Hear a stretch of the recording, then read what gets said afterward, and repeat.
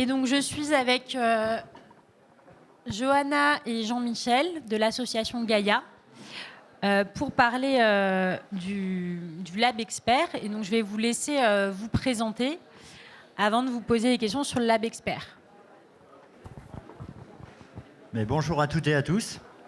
Donc, je m'appelle Jean-Michel, je travaille à Gaïa depuis une petite dizaine et un peu plus d'années. J'ai été contacté pour travailler sur le projet de la salle de consommation. Donc, j'ai fait 1 an de bénévolat sur ce sujet, sur la mise en place. Et ensuite, on m'a proposé une place en CDD d'abord, et ensuite en CDI. Je pensais faire 6 mois, et ça fait 11 ans que j'y suis. Voilà. Et bien, Bonjour, merci pour l'invitation. Moi, je m'appelle Johanna.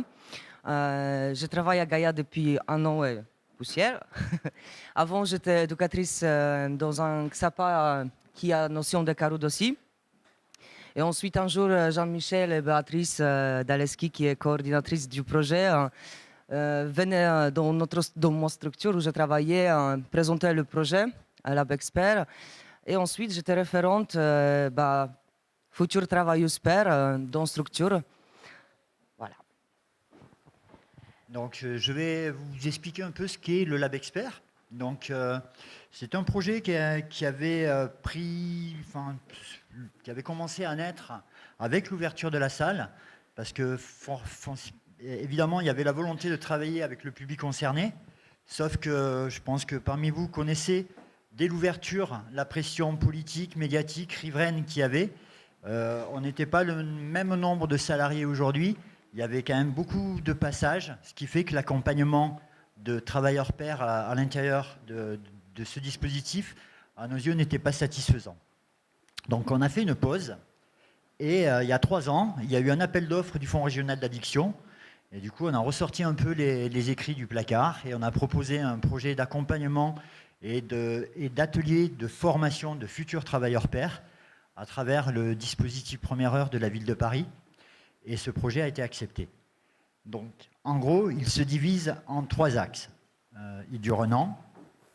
Et le premier axe, c'est un axe d'atelier de formation théorique sur les métiers de la réduction des risques, mais pas que. On essaie aussi de toucher le social au sens large du terme. On va travailler les questions d'hébergement, mais on va travailler aussi les questions de gestion de conso, gestion de violence, l'historique, la posture, la relation d'aide. On essaie un peu de les armer pour qu'ils puissent après passer sur le deuxième axe, qui est des mises en situation professionnelle avec des partenaires que nous avons contactés en amont. Et d'ailleurs, qui peuvent s'impliquer de 2 façons, soit de nous orienter des personnes pour faire cet atelier de formation, soit recevoir des personnes pour des mises en situation professionnelle. Ces mises en situation professionnelle, elles durent 2 mois, et ils en ont 3. Ce qui fait qu'au départ, on arrive à 4 mois, 6 mois, et il nous reste en gros 2 mois pour travailler les suites de parcours. Alors les suites de parcours, elles peuvent être diverses. Ça peut être des chantiers d'insertion de travailleurs pairs, où on travaille pas mal avec les enfants du canal. Il peut y avoir des embauches classiques. C'est pas arrivé la première session, puisque ce projet il est expérimental, il n'a que 3 ans, et là on est sur la dernière année. Je me perds là du coup. Et voilà, oui, dans les suites de parcours, donc la première année, on n'a pas trop eu d'embauche classique avec des structures engagées ou impliquées dans le projet. L'année dernière, ça a été le cas. Donc voilà, il y a les chantiers d'insertion, des embauches dans les structures où ils sont passés en mise en situation professionnelle ou tout autre projet. On essaye quand même, à travers ce projet qui est la volonté de se projeter comme travailleur pair, mais on ne reste pas bloqué sur ça. Si la personne, dans son parcours, elle change d'idée et elle a tout un autre projet professionnel, on va quand même l'accompagner dessus et on essaie de rester le plus longtemps possible en lien avec les personnes pour essayer de trouver des suites de parcours satisfaisantes. Et je vais vous parler un petit peu recrutement. Donc recrutement, ça se fait en 3 phases. Le premier, c'est l'entretien informel. Bien sûr, pour se déjà connaître un petit peu. Donc, on explique qu'est-ce que c'est le projet, on cite les critères administratifs à remplir. Et ensuite, aussi, on discute par rapport à la motivation et pourquoi ce projet-là, pas un autre. Deuxième entretien, ensuite, Les personnes, ils ont 12 semaines pour nous contacter, pour dire est-ce qu'ils sont OK pour participer dans ce projet ou pas. Si c'est OK, ils reviennent nous voir, donc on pose 12e entretien. Et là, on discute beaucoup plus profondément des parcours vraiment des personnes. Voilà, pour mieux adapter aussi, pour savoir déjà est-ce que ce projet il est adapté pour besoins et profil des personnes. Et ensuite, 3e entretien, ça se fait avec coordinatrice qui inscrit les gens sur les plateformes de DPH. Et si plateforme de DPH est d'accord, on commence l'aventure ensemble. Et, parce que, juste, je ne sais pas si tout le monde sait, mais on peut faire que seul DPH pendant parcours professionnel. Voilà. Et donc là, cette année, parce que normalement, on a 10 places. Et cette année, il y a 10 personnes qui ont postulé, mais malheureusement, il y en a 6 qui ont resté. Suite de la vie, des parcours de vie, parce que c'est ces personnes qui sont quand même éloignées d'emploi. Et aussi, comment on dit, ma notion du temps n'est pas le même comme notre. Donc des fois, voilà, et les gens sont OK pour participer à un projet, mais ensuite... Et puis c'est vrai que dans les orientations des partenaires, des fois c'est pas très clair. On est passé souvent à répéter ce que c'était un travailleur pair, comment on faisait. On élabore la fiche de poste avec les structures. Enfin voilà, on essaye d'adapter ce que la vision en gros qu'on a, mais les personnes elles adhèrent pas forcément ou elles ne comprennent pas forcément le projet. Et il y a des gens qui viennent postuler tout simplement parce qu'ils ne savent pas quoi faire et leur éducateur les voyait bien là. Le projet, c'est pas ça. Et enfin, il faut quand même avoir la volonté de se projeter comme un travailleur pair et pas venir faire de l'occupationnel en gros, quoi. Donc, c'est pas évident. Pour idée aussi, on parle de travailleur pair. Tout le monde ici a l'air convaincu. On se dit, ouais, c'est quand même dans l'air de temps. C'est sexy d'avoir des travailleurs pairs dans sa structure. La première année, j'ai rencontré 17 structures. Il n'y en a que 3 qui ont voulu s'impliquer. Donc, il y a encore beaucoup de boulot. Il y a beaucoup de freins. De représentation, même dans des partenaires qui nous connaissaient historiques depuis longtemps, voilà, il y avait des questions, est-ce qu'ils vont pas piocher dans la pharmacie, est-ce que voilà, il y a encore pas mal de représentation et pas mal de boulot à faire pour les faire tomber. Et peut-être, est-ce que vous pouvez nous donner des exemples de terrains dans lesquels vous avez mis en situation des travailleurs pairs ? Alors, dans les structures partenaires, il y a Médecins du Monde avec sa veille sanitaire, précarité psy. Donc ça consiste à faire des maraudes, aller sur les lieux de vie, squat, et d'aider les médecins bénévoles à faire des consultations médicales et des consultations sociales. Il y a le 110 les Halles, il y a le Marais, il y a les 2 antennes mobiles de Gaïa. Il y a le PAST, qui est une asso communautaire transgenre, c'est aussi nouveau. On ne bloque pas l'accès à cette formation simplement aux usagers de drogue.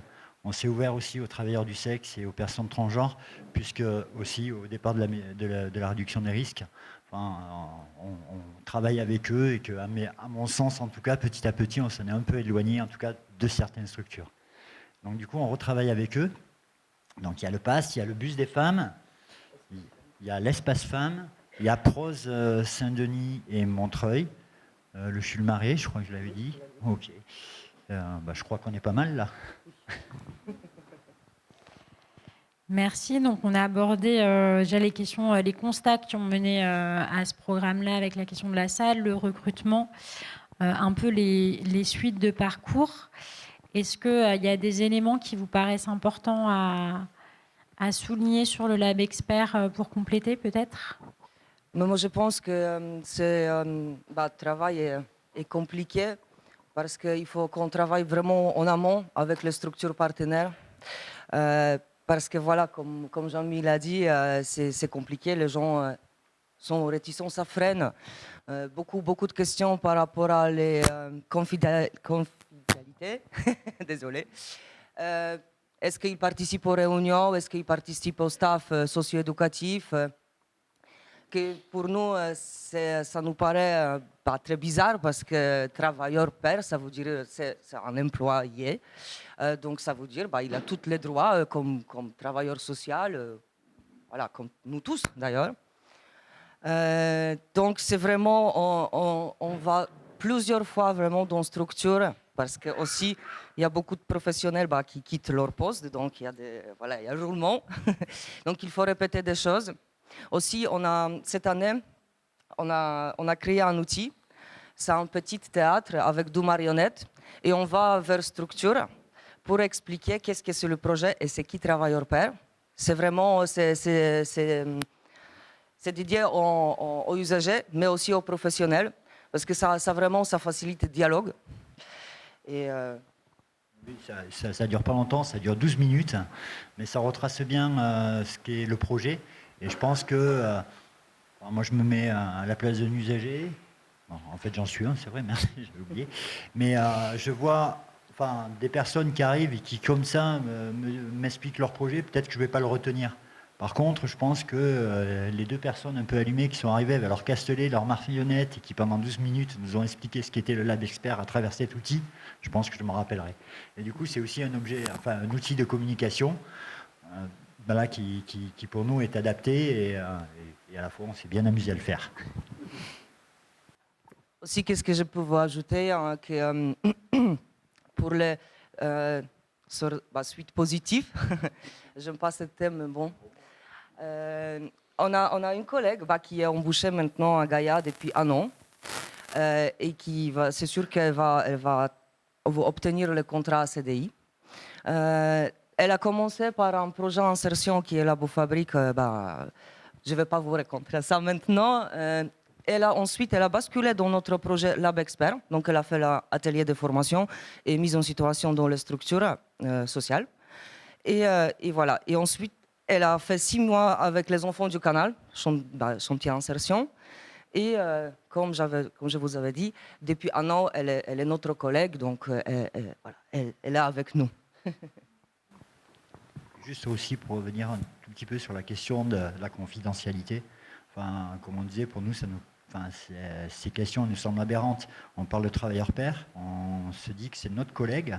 Et effectivement, comme dit Johanna, il a les mêmes droits et devoirs que n'importe quel autre salarié. Donc, moi, j'ai entendu des trucs où c'est que peut-être la personne pouvait venir sur les points généraux et sortir dès qu'on parlait des usagers.